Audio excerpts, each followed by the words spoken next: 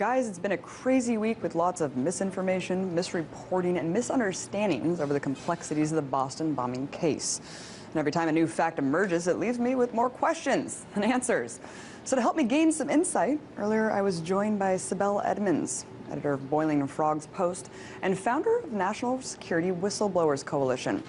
I first asked her if after a decade of civil liberties erosions, we should be surprised at all to the call to suspend the suspects' rights. And here's what she had to say.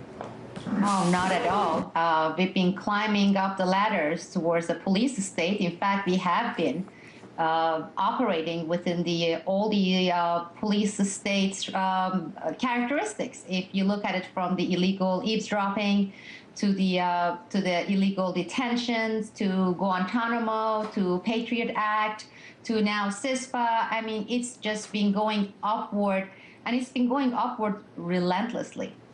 Let's talk about these suspects and how the FBI alleges they found them, which was through crowdsourced photos and then a video captured from a department store. What does it say about the surveillance state in general if it's not making us any safer and it can't prevent things like this from happening? Right, but more than that, first of all, it shows the ineffectiveness. But by saying that, I don't want to validate all this contradicting, conflicting, and false information that's been pouring from the government and the U.S. mainstream media. So I have been trying to keep the two separate because that's exactly what the government wants, and that is for the Americans to concentrate on the fear factor and the terror. Instead, I have been looking through my website and through the articles and analysis we have been putting out there on the validity of information, period. And that is what we have been hearing, what we have been reading, what we have been watching, both the mainstream media and a lot of the quasi-alternative media in terms of the facts surrounding this latest incident in Boston. Well, let's talk about what the facts are that they do allege that they have. The FBI alleges that they have a video showing the suspects dropping their backpack and slowly walking away. Yet we've been shielded from seeing the video that's supposedly the unequivocal link proving their guilt. I mean, why do you think this is? Well, as I emphasized before, I keep emphasizing three words, and that is conflicting, contradicting, and also false information, because if you start putting all the information that is pouring in right now, you will see that. For example, later FBI came out and they said that, okay, they got this information from the foreign government. Now we know that foreign nation was Russia in mid to late 2011. Then we look at the information coming out from people who knew the suspects, and they are talking about 3 to 5 years period.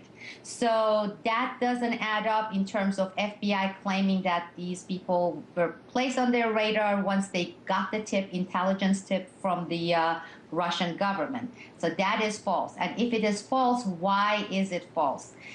You're also, I have been reading carefully, and I know she has some problem with language, but the suspect's mother is talking about this ongoing relationship for 3 to 5 years, and she's describing some of the conversations. For example, on one hand, the government people telling the brothers that they know that they are decent, they are good people, and then turning around and saying, but we are watching you and you can be dangerous.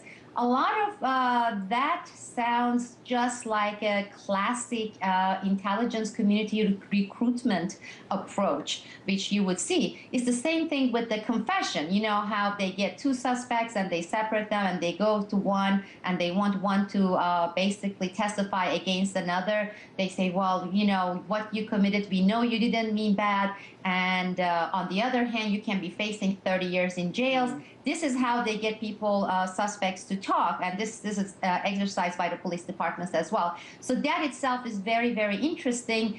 And the other thing that nobody's talking about is whether the previous relationship between the so-called suspects and the government, U.S. government, Was it really the FBI? Because from what I'm gathering from the people I speak with, and these are retired veteran FBI analysts and agents, it is not within their MO, and it sounds more like the agency in question actually was the CIA, because CIA has been carrying out operations in that region, in Russia, Caucasus, also Central Asia, but Dagestan area and Chechnya. And I want to get into that specifically, which is what you just wrote about on Boiling Frog's post. But I wanted to also talk about the reaction. And of course, what you're saying, you know, it is a lot of questions remain about this case. And I just hate to see so many people bloodlusty trying to demand that these people's rights are taken away. I mean, what happened to innocent until proven guilty? I mean, let's see the proof. We're the ones who sponsored this spectacle, this media spectacle and this military spectacle. Don't we have the right to see the evidence that they allege they have?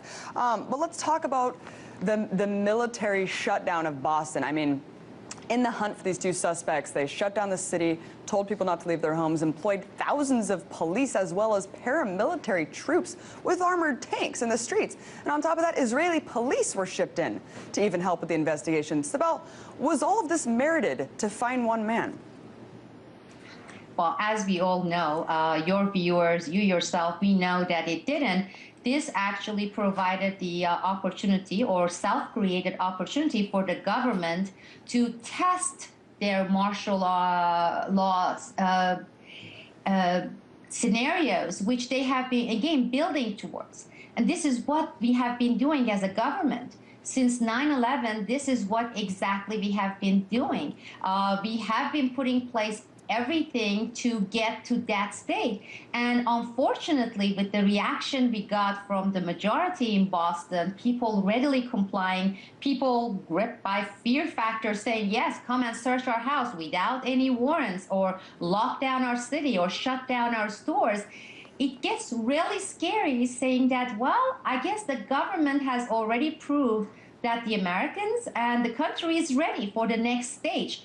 And for me, that is the scariest aspect of the civil liberties and the freedoms that we used to have, and the states of those freedom, the state of those freedom today, and where the next stage is, which I believe it has already approached.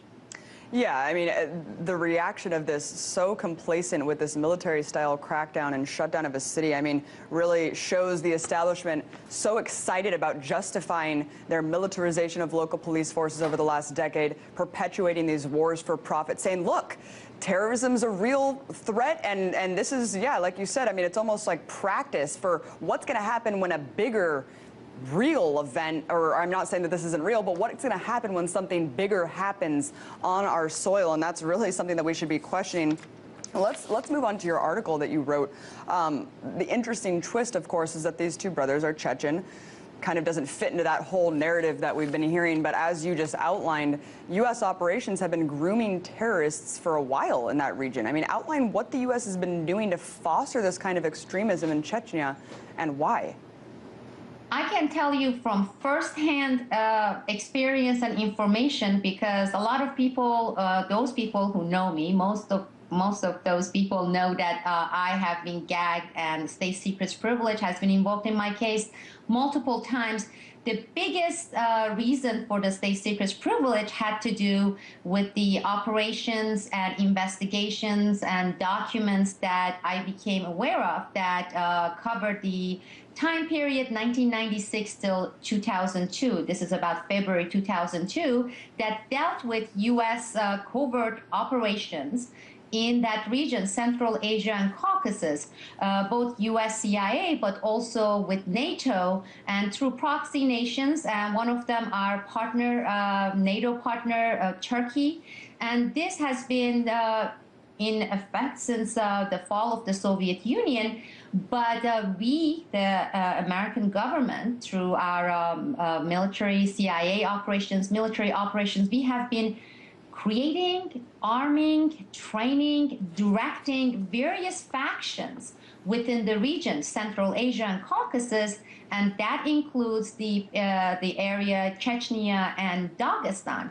A lot of weapons that gets to be shipped to Turkey, it is shipped there with the intention, they call it false end user certificate. The recipient may appear as Turkey, but actually the weapons are smuggled and taken to the rebels in Chechnya, other Islamic factions within Central Asia, in Kyrgyzstan, in Tajikistan. And again, we have been doing this since mid-1990s. I know that the Russian government is fully aware of this. In fact, if you look at the news from Russia, even in Turkey, even some of the European countries, but we never get to see those here within the US mainstream media, talking about when the Russian operations capture or kill some of these radicals or the rebels or whatever you want to call it. Up until recently, our nation called them the freedom fighters, as we did with the Mujahideens in Afghanistan, with the Chechens and those rebels.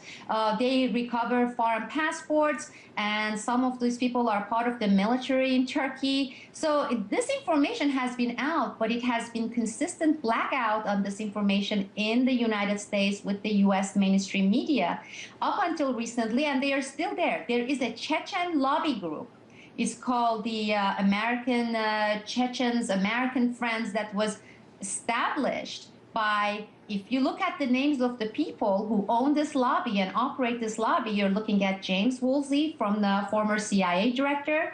You are looking at people like Bruce Jackson, former military intelligence officer, and then later the president of U.S. Committee on NATO. You're looking at Frank Gaffney. You're looking at Richard Pearl, the infamous Richard Pearl. People like Michael Ledeen. You look at it, it's not even a nation, okay? This is part of Russia. This is Russian territory. And they established this, this large, flashy lobby group for Chechnya. I mean, people should stop and say, why the former director of the CIA and Ladin, what is this with Chechnya? Well, this is, again, part of what we have been doing, our government has been doing, and has intentions of doing even more in that region.